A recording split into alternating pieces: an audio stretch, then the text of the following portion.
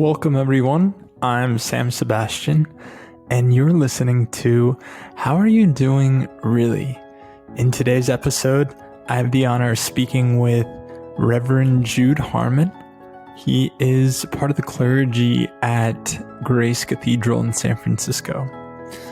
And today we talk about Jude's experience during the world pandemic, and he shares a bit about some of the unique processes that have unfolded during this time, one of which being a really special and sacred experience of helping a member of his congregation transition into the afterlife, and what that experience was like for him.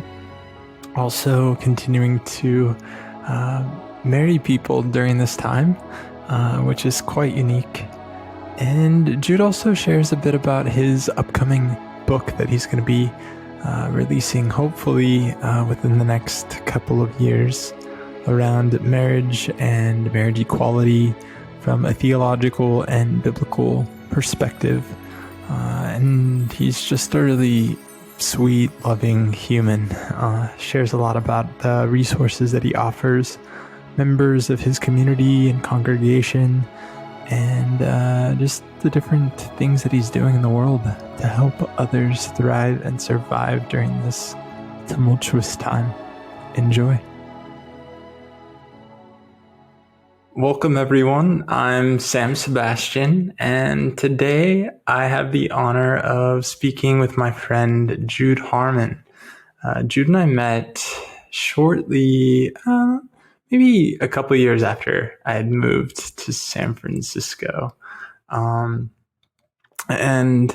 I feel like we kind of have like come in and out of connecting and just sharing a shared San Francisco experience, I guess you could say. But it's been really cool. I think maybe a little over a year ago, my partner Finn started joining you and Darren at Grace Cathedral, having some really just thought-provoking conversations around what it means to be gay and the connection with spirituality and sexuality. And I feel like witnessing those conversations, getting to be there and hear them, it just made me really interested to hear more just about you and maybe on a little more of a personal level. So that's why I was thinking I'd have you on today. And I'll let you maybe introduce yourself a little bit more if there's anything you'd like to add. Thank you for inviting me, Sam. I appreciate it. And I miss the in-person experience of being able to gather as a community to kind of talk about these big picture things. It was a lot of fun to engage Finn and Darren in those questions. And especially in that setting, I think it was quite provoking, as you say, like people were maybe open to sharing, but also definitely their mindset was like in a place around like what is their relationship to institutional faith or religion in that context, which is really powerful. And when you're not in that physical space, when you're not actually in a building like that, it's a different kind of energy. It's a different kind of vibe. And that's probably like the biggest thing that feels like it's shifted for me. So a little bit of background. My name is Jude. I grew up mostly in the Northeast. So a lot of my family is in Connecticut and Massachusetts. And then a lot of other family in Mississippi, kind of lived there for part of my high school years, sort of random. I moved to San Francisco like 8 years ago, and this July. And like you said, we sort of had kind of a little dovetail experience there for probably like 3 years at the beginning of that time. Lots of beautiful weekends in Dolores Park. That's what I remember. That was such a strange time because it was like the drought. So we had like this kind of quasi LA weather for 3 years. And now we're in this new strange time. So It is quite an interesting time to be in California. A a lot of folks are trying to get out, I think. Yeah. I'd lived in San Francisco for, I think it would have been 14 years tomorrow. Tomorrow's the Oh, wow. 25th. Yeah. It's true. And with everything that was happening with COVID hitting, I think even before that, I was ready to get out. So I did. And yeah, I think one of the things I like to bring into the conversation is why I started the podcast, and how it's really been this evolution of starting with checking in with people on how they've been doing during the pandemic, and how it's just affected them. And I like to ask the question, how are you doing, really, just to kind of get into a deeper uh, layer of things. And yeah, so how are you doing, really, with everything that's going on right now?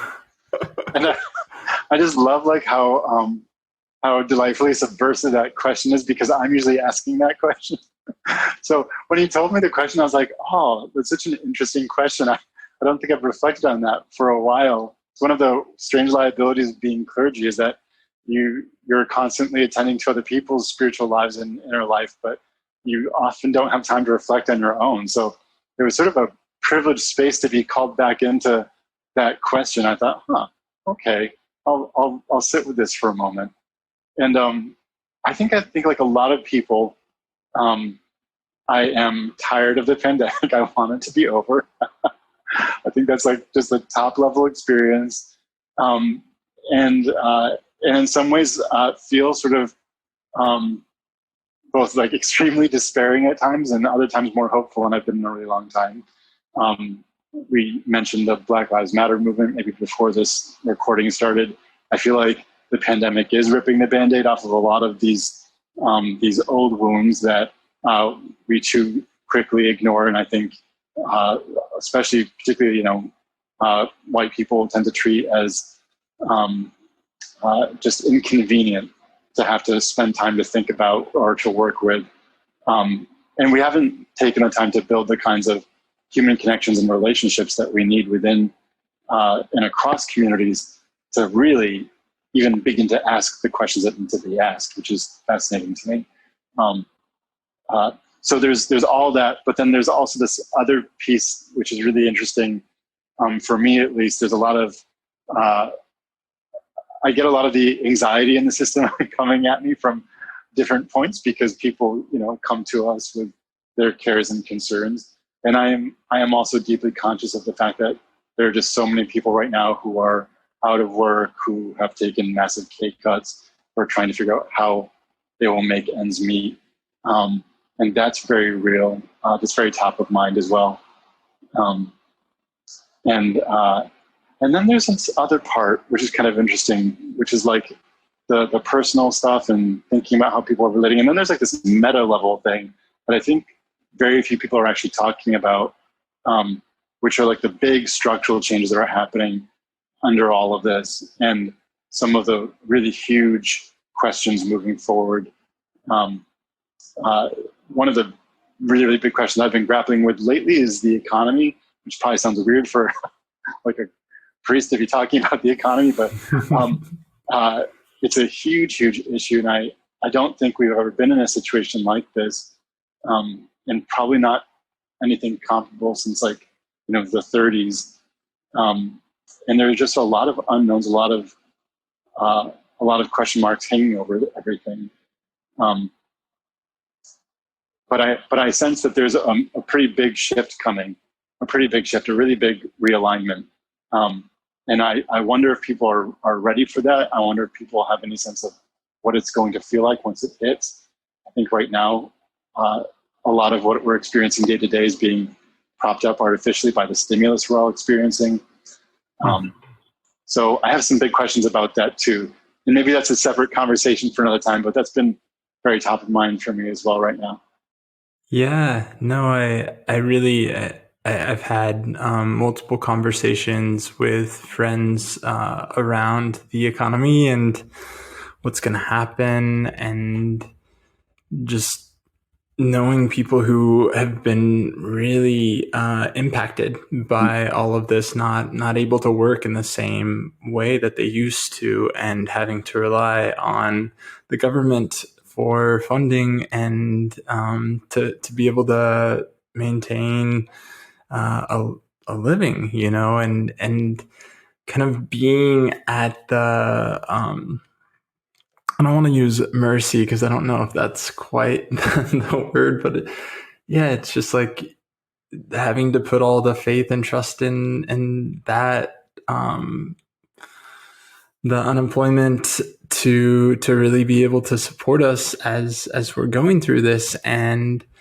to know, like, we, for some of us who work in person with a lot of people, we don't know when we're going to be able to work in that same capacity, and maybe working for me, being a massage therapist amongst other things, like I relied on that solely for so long, and it's been really just interesting to navigate.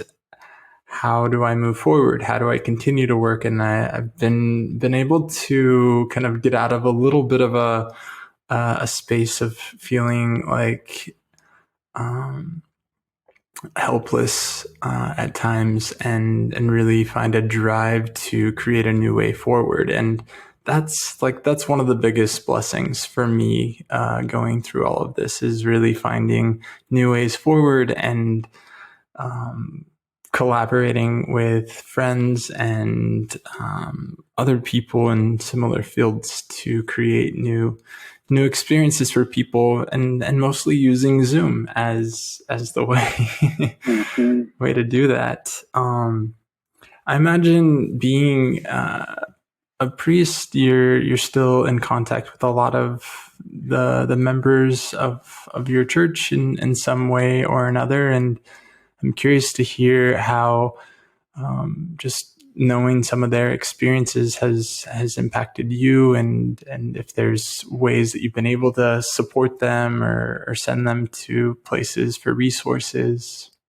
Yeah, that's a great question. And so we have our congregation tends towards an older demographic, and I think a lot of our seniors are feeling exceptionally isolated. I think if you're a little bit younger like you and I, then it's probably easier for us to be social in certain contexts, to feel like our life isn't necessarily under threat the same way that it would be if we were in our 60s or 70s.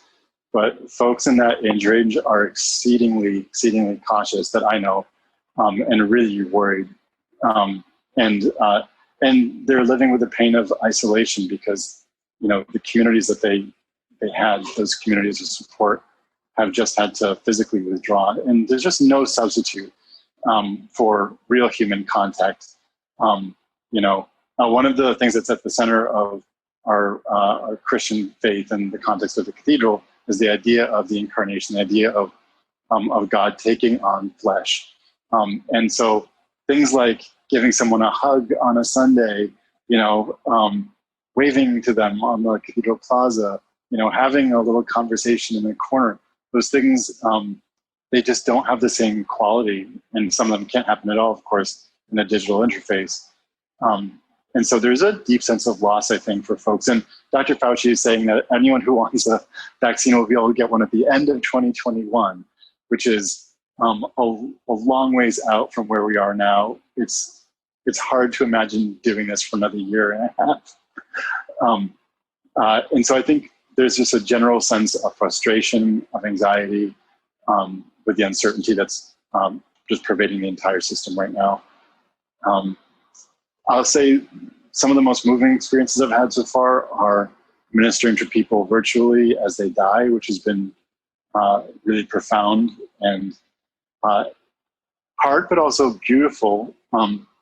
Again, you can't, when someone is dying in our tradition, we go to them physically. We hold their hand, we pray with them, we anoint their head with oil, there are certain things that we do to help them prepare, and to help the communities around them prepare. And absent those gestures, those very humanizing gestures, I feel like we've had to figure out ways to innovate, to make those connections in different ways. And one of the things that's been really beautiful for one of the people that I did this with, her family was with her, and so it was a Zoom last rites, and they basically did the manual gestures, those kinds of functions for me. They were like my hands in that moment, which is really kind of cool. Surrogate hands. Yeah, it was really neat. And I mean, it was just deeply meaningful for the person who was experiencing this, who was dying, and that person, once that process happened, that person died within a matter of hours. It was so important that that person received this experience, that person moved through it. That was really, really touching. Yeah. It sounds like a very special, intimate and unique experience. And I think about when I was younger, getting to be with my grandma before she passed away, and we were there that day at her house, and there's something really special about that experience as they kind of transition over that I can't quite put into words, but it deeply impacted me, and I just feel really grateful for that opportunity. And it seemed like she went really peacefully, and I mean, not everybody gets that opportunity to be with family, to go peacefully without pain. And I think one of the things that I think a lot of us are being put in touch with is the reality of death, the reality of mortality, especially during this time with so many people who are affected by COVID, and then also just other events that are happening, the fires and so many things. It's been happening all along, but it just seems really magnified in this moment, I think, for a lot of us. It is. And I think because it's so magnified, people are finding themselves becoming reactive to all kinds of things, including just very small things.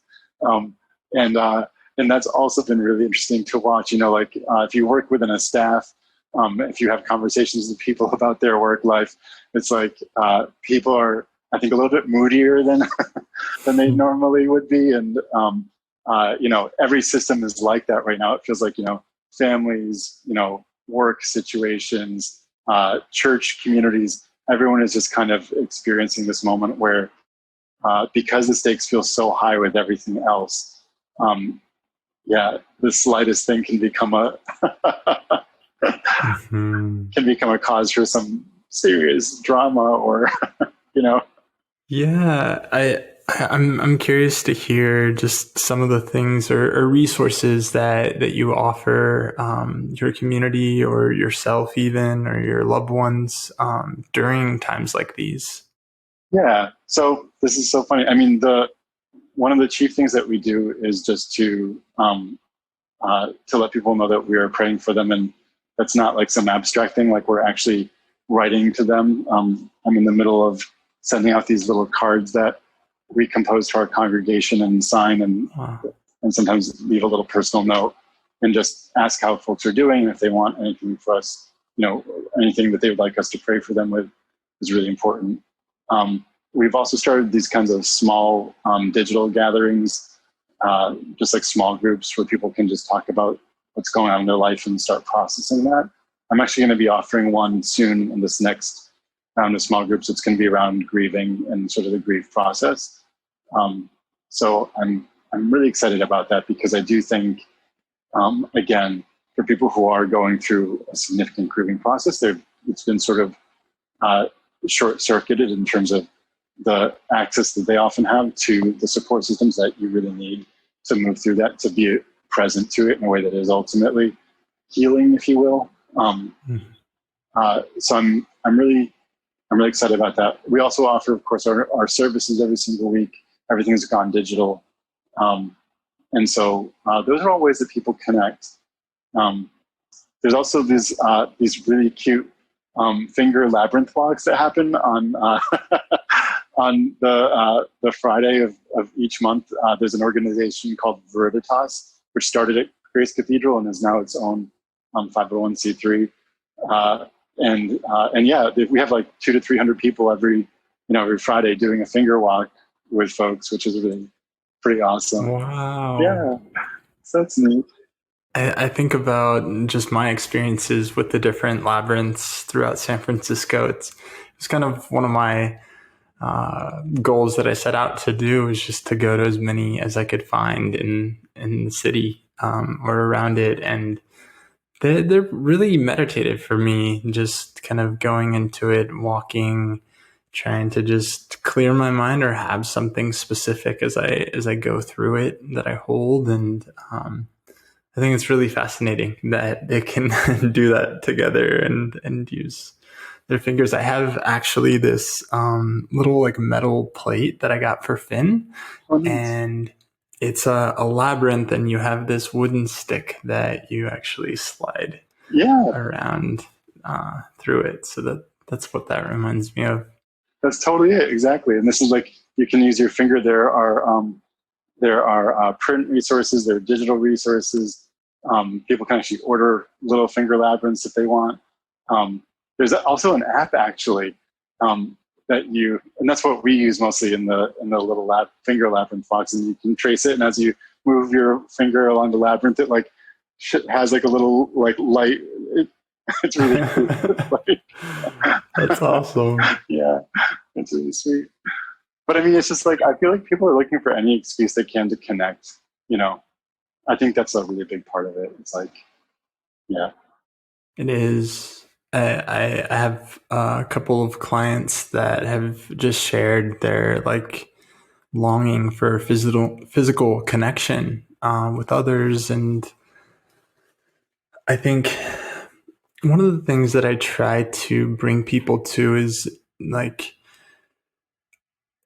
rather than kind of externalizing things, finding it within. And I like, obviously trying to find physical connection within can be a challenge. I don't know that it's fully possible. I do guide people through like self-guided massage and touch that can be really nourishing and relaxing. And I know it's not the same effect that you would have if you're physically with other people, but I know a lot of people who are just, they don't feel safe enough to kind of let that boundary down and connect with others physically. And I think it's one of our biggest needs, is touch, human touch. It really is. Yeah, no, it really is. I love that. I also love that because I usually can't get massages because I'm too ticklish. I went to this, like, I think I've only ever had like 2 professional massages that I was like, I'm going to try this one more time. And the last time I think was in Cancun, and this sweet little like older lady, and I was just like laughing the entire time, and I felt so bad afterwards.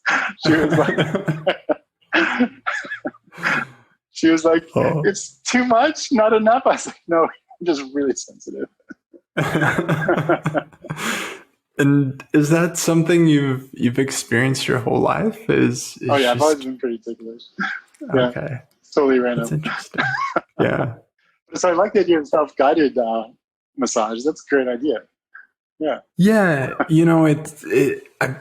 I started doing these workshops weekly, and now it's kind of every other week through an application called Tantra for Gay Men. Oh yeah. So it's pretty cool. We have men from all over the world that show up. There was somebody from, I think, New Zealand in one of the last ones like a couple weeks ago, and he had shared how he moved there from China and just was really missing connection with his his community back home, and just having the connection through the app and the practice really brought him a lot. So it's surprising what we can do to and with ourselves.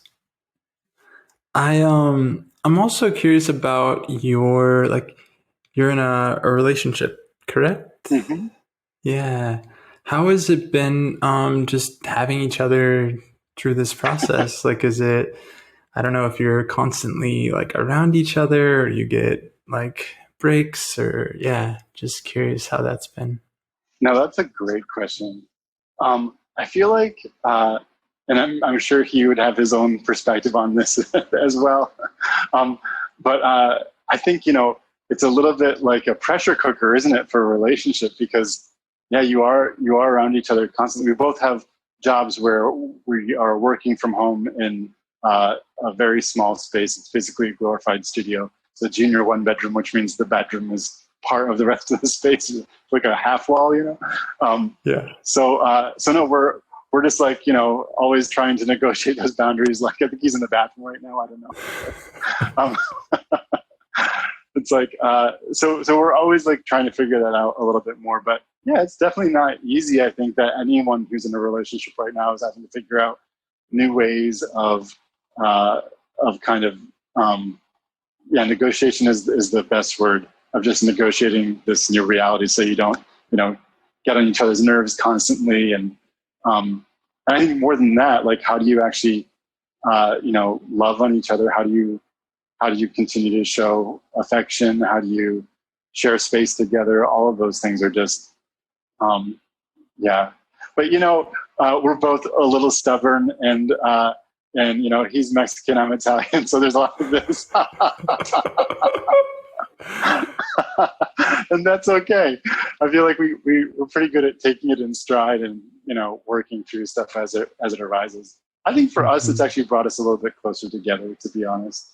Yeah, I think it either brings us closer together or kind of drives us apart, I imagine, there's lots of people who are getting to know their partners a lot more than they maybe had before, just by nature of being around each other that much more. Like, before, we had space and time to kind of go out, work, come home, or go on vacations, even just getting like breaks here and there from away from each other, and time for ourselves. I'm someone who really benefits from having my own time, and finding a way to ask for that now.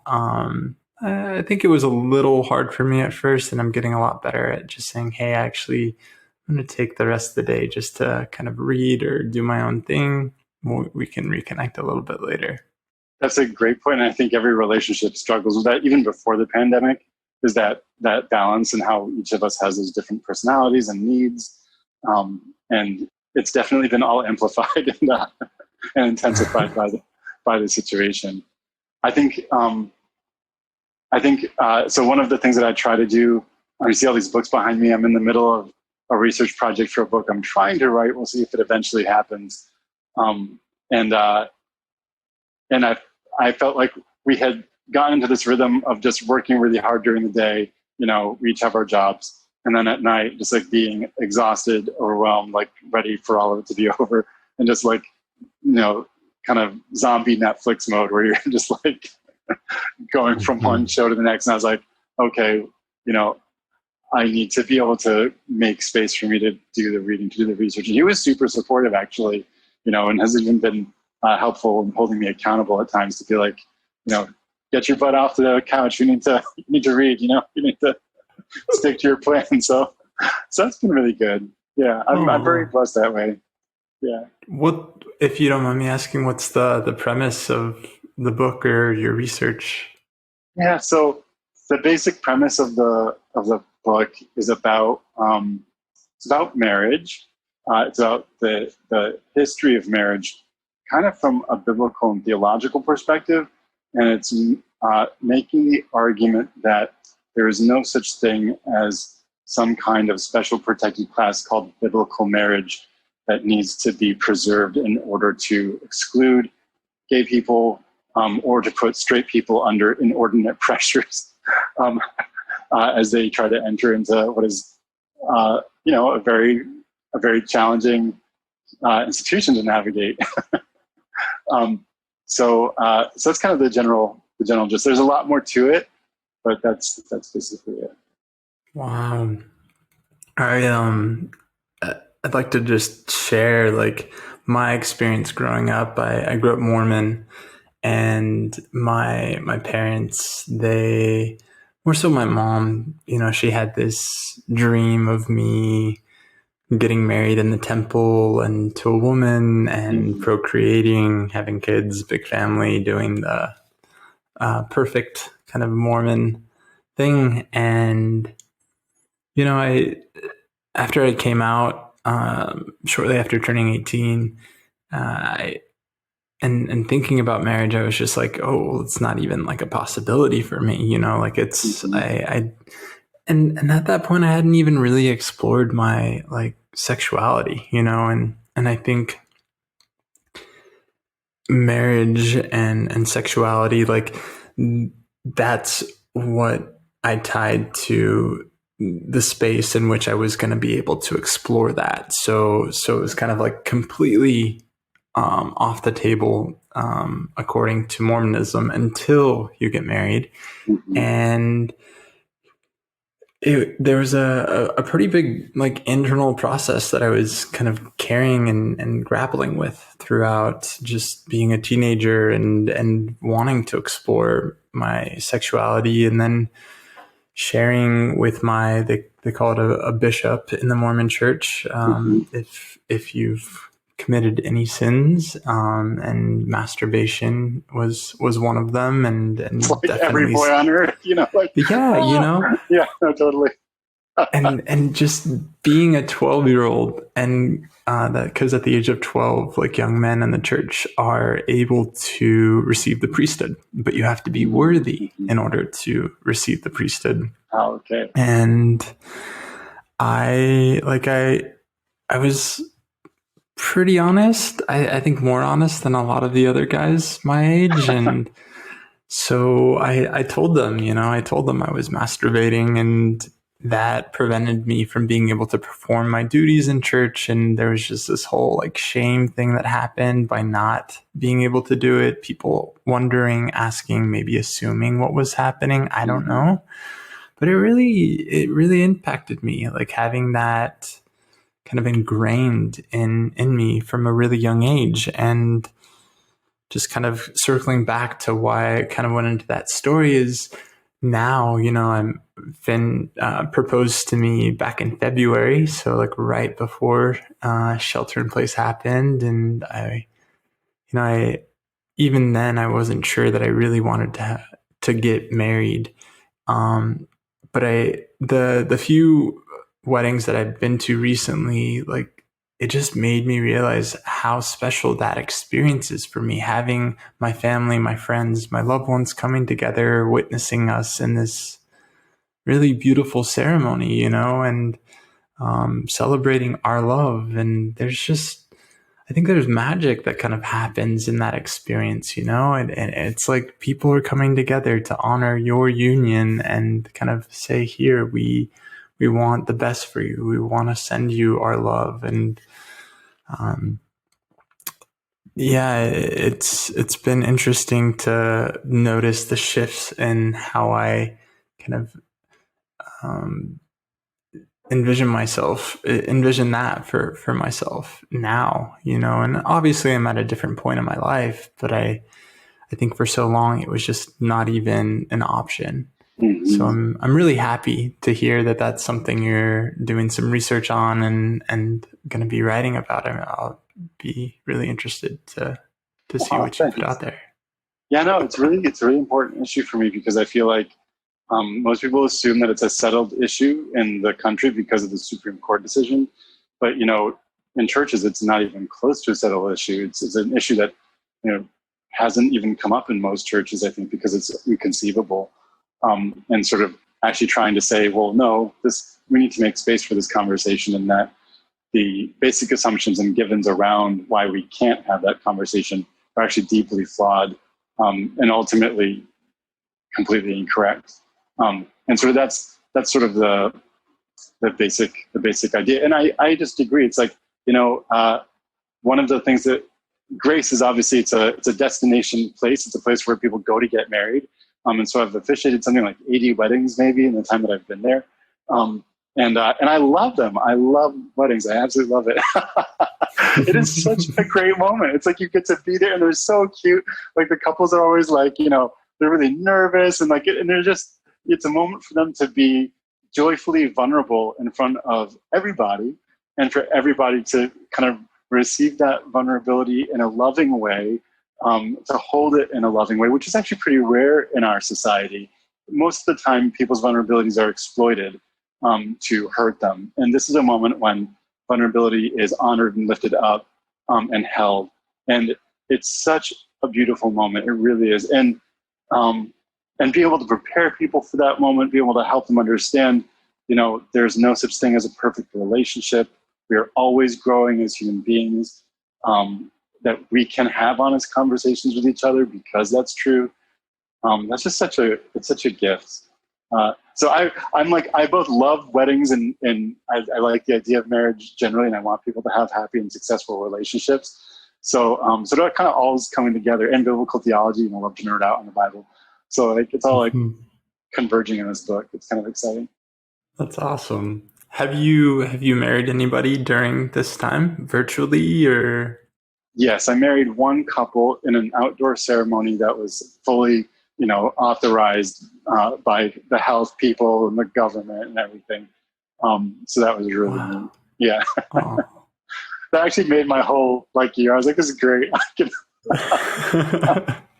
Well, so much of our lives have been put on hold in a sense, and there was a friend of mine his adopted son got married, and he sent me pictures, and it was in Orange County, and they had gone to there was some big stadium parking lot where they had set up these booths for people to go and get married, and I'm just, it makes me happy to hear that people have not completely stopped and continued their plans to get married or whatever things that they need. I think it's necessary, especially during a time like this, to still have these things moving, because if we completely stopped everything, it's just like,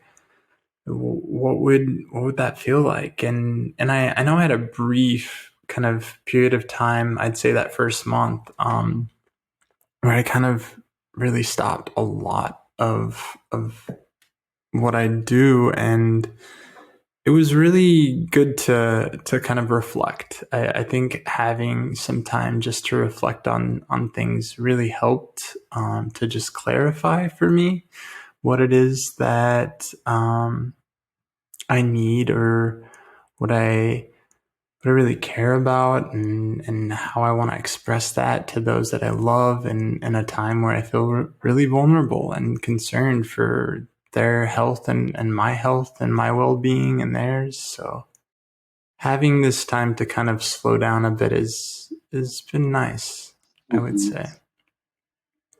Yeah. And with the work that you do with Darren, have y'all been doing any work together still, or?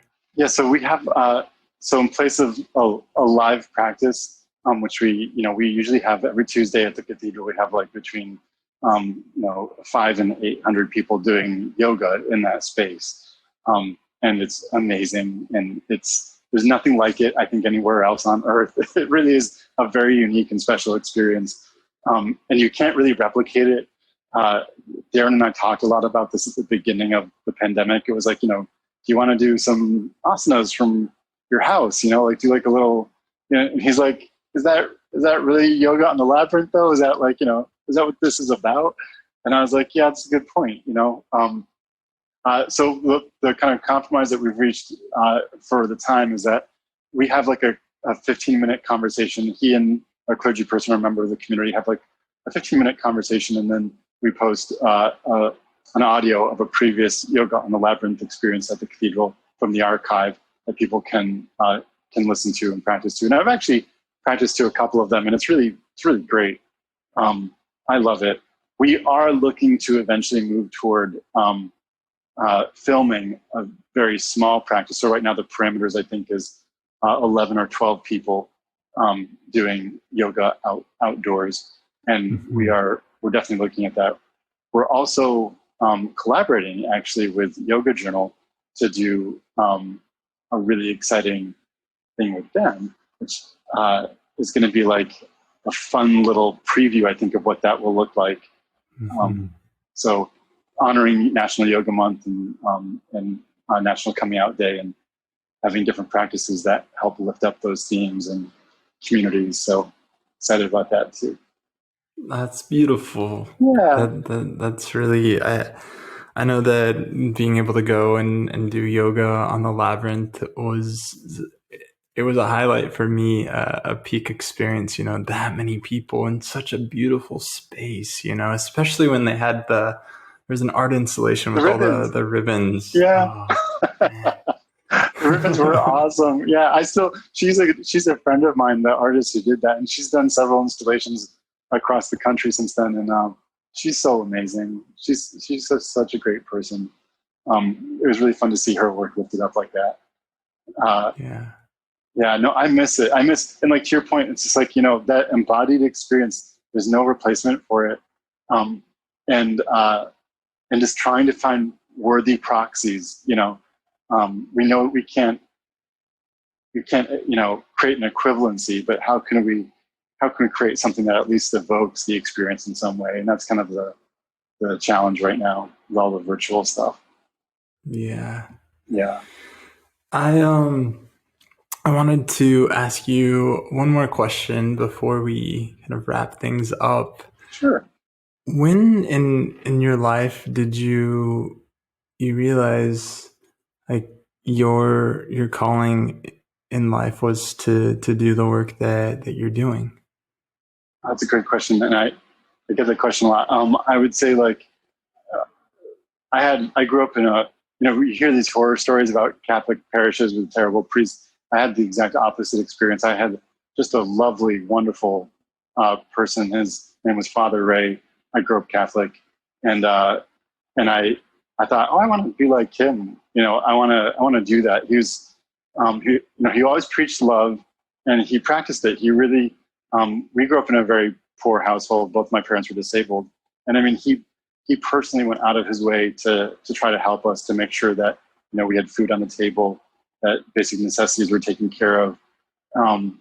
He just modeled, I think, the love of Christ in a really powerful way. And so as a kid, I said I wanted to be a priest. As just a little kid, I used to get teased all the time in school. They used to call me Priesty Boy. Priesty Boy, Priesty Boy. Oh, it was awkward. And so, yeah, I mean, and then of course, later in life, you grow up and I went through this whole, the coming out process, which at that point I wasn't Catholic, I was more evangelical, and having to really wrestle deeply with the whole questions around scripture and faith and all of that. And then this whole deconstructive process that happened in college, where I feel like I left all of it behind. And then in graduate school, weirdly, like, you don't expect to find God at Harvard, but like I just had a couple people well placed in my life who were like, maybe you should reconsider this. And just that very old kind of inkling, it started coming back, and I thought, I don't think I'm over this yet. I think this is something I actually really need to pursue.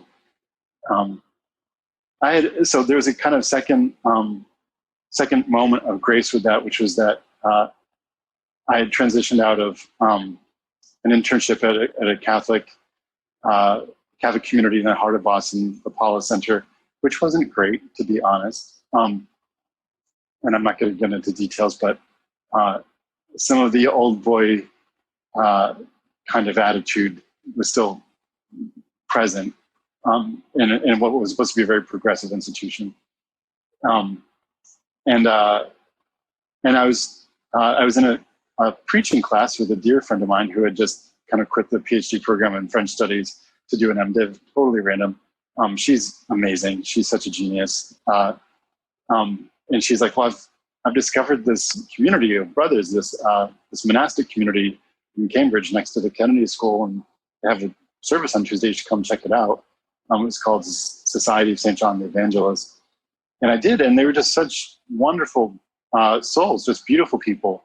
And they welcomed us in. They had us, they regularly invited guests into the refectory for dinners on Tuesdays, and just getting able to chat with the brothers and learn more about their vocation. And their preaching was deeply pastoral, but also very thoughtful, very intellectual. And it was like, oh, this feels like home. This is sort of where I belong. And that kind of led me back into that whole process. So a series of certain people coming into your life, making an impact, and then also just at certain times later on in life being kind of reintroduced to things and things in a way that maybe you aligned with a little bit more. I didn't think much about religion as being political, but I'm sure there's politics that are involved with the decision making and how progressive things are or not. And I'm sure it's a lot to kind of navigate, but it seems like you're in a pretty progressive community at Grace, and I imagine y'all really take good care of each other. We definitely do our best. I'll say that, and it is a blessing to be part of that community. It's just like, the cathedral genuinely cares about the city. It's always asking, how can we serve the city better?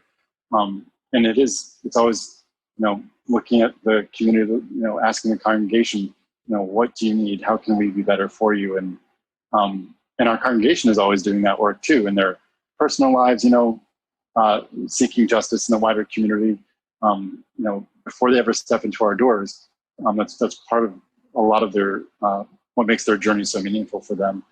And sort of just as an amazing community in that sense, like everyone coming together, really trying to lift everybody up. And again, it's an uncommon thing, I feel like, right now. So much of our society is oriented towards tearing each other down. It's a great thing to be in a space where you feel like, a rising tide lifts all boats, There's, I feel like there's like an adversarial kind of element to the ways in which people kind of engage with each other in the world right now. And it's just nice to have communities and spaces in which we're really bringing each other up, supporting each other through challenging times. So I'm really grateful that you took the time to come on and share a bit about how you're doing and the work that you're doing. And I'd love to just be able to send people to I don't know if you have a website that we could refer them to for the yoga or the labyrinth walking or any of the resources that you mentioned today, community gatherings. Sure. Yeah, no, totally. I can send those to you in links if you want, or gracecathedral.org is where you can find a lot of the stuff for the cathedral. Veriditas.org is where you can find the labyrinth walks. Facebook and Instagram, I'm there. Jude Harmon. You can find me on Instagram, on Facebook, both kind of my professional pages. So I'm often linking to things that are happening at the cathedral there, particularly in my area. And yoga on the labyrinth is primarily a Facebook reality at this point. So those are all ways you can connect. For sure. Great. I'll make sure to get those links from you and post them in the show notes so people can have direct access to them. Thank you. Thank you so much. Me. Yeah.